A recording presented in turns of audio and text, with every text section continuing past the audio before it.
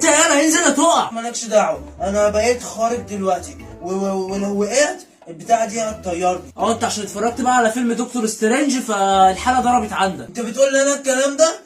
طب ماشي.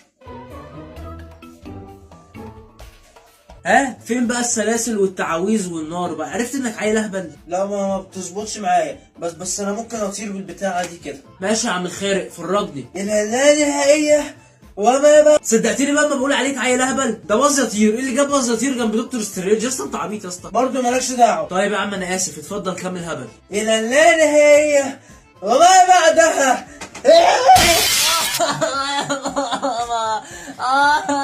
ايه في ايه؟ ايه يا حبيبي ايه اللي حصل؟ اخويا ماما كان عايز نط من فوق السرير، ولو ما نطتش راح حدفني من فوق وضربني.